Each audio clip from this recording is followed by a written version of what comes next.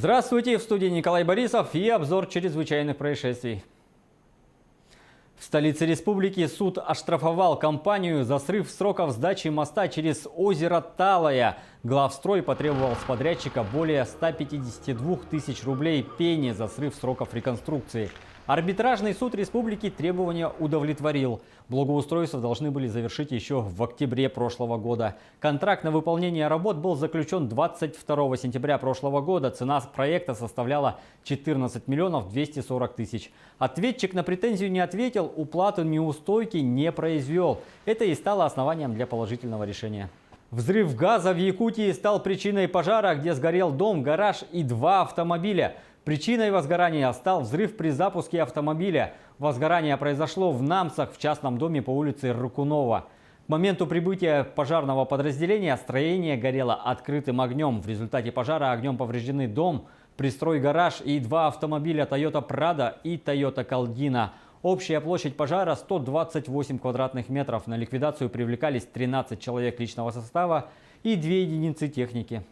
19 октября служба криминалистики в системе Следственного комитета России отмечает день своего образования. Институт прокуроров-криминалистов создан 19 октября 1954 года в соответствии с указанием о работе прокурора-криминалиста. После этого в Ленинграде организовали специальные двухмесячные курсы по подготовке прокуроров-криминалистов. На них возлагались организационная и методическая работа по повышению качества следствия. И сегодня на наши вопросы ответит заместитель руководителя отдела криминалистики Следственного управления Следственного комитета России по Якутии Юрий Тихонов. Юрий Александрович, каковы задачи якутского отдела криминалистики? Здравствуйте. Основные направления нашей деятельности отдела криминалистики заключаются в 4 пунктах. Это, во-первых, криминалистическое сопровождение расследования уголовных дел. Во-вторых, собственно, расследование уголовных дел.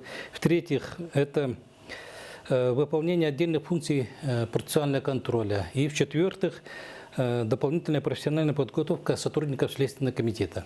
Есть ли и какие специальные технические средства находятся на вооружении отдела и как они применяются? Кроме обычных фото-видео камер, которые мы используем для фиксации на месте происшествия или для фиксации следственных действий, мы вооружены, так сказать, современными средствами техническими.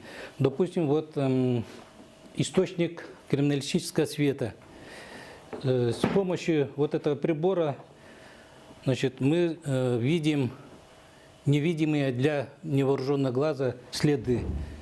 Допустим, приезжая на место происшествия, мы включаем этот аппарат и с его помощью мы смотрим, допустим, на различные предметы и находим на них различные следы, будь то это следы от пальцев рук или биологическое происхождение.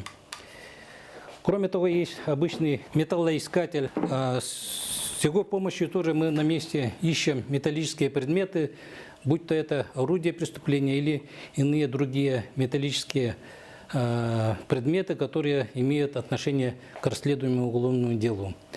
Кроме вот этих приборов у нас есть, значит, крылатая камера, с помощью которой мы обнаруживаем следы рук.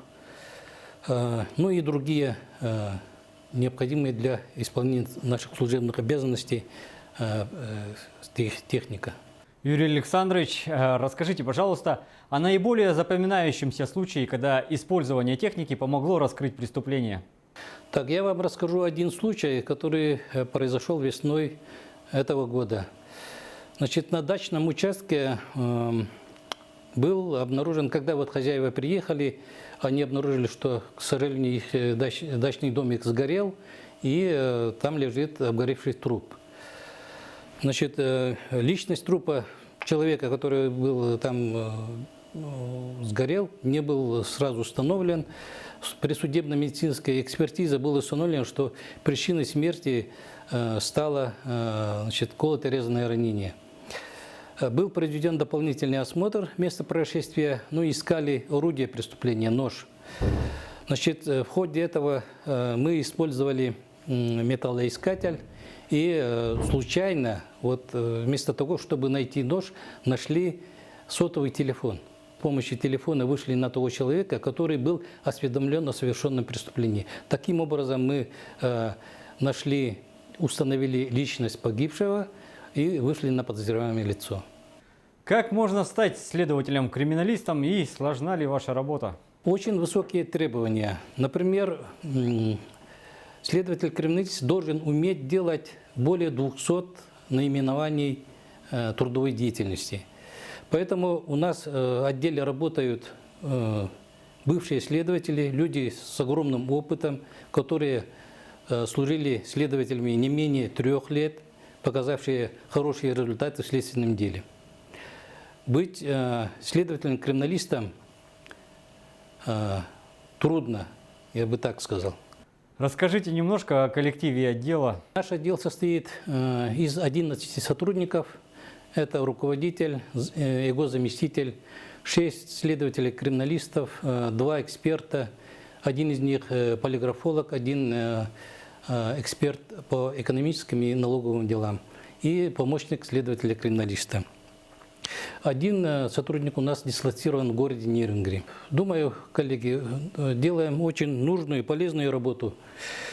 Вносим свою лепту в изобличение виновного лица, установление истины по делу, торжества закона и восстановление социальной справедливости. Спасибо, Юрий Александрович. А на этом пока все. Берегите себя.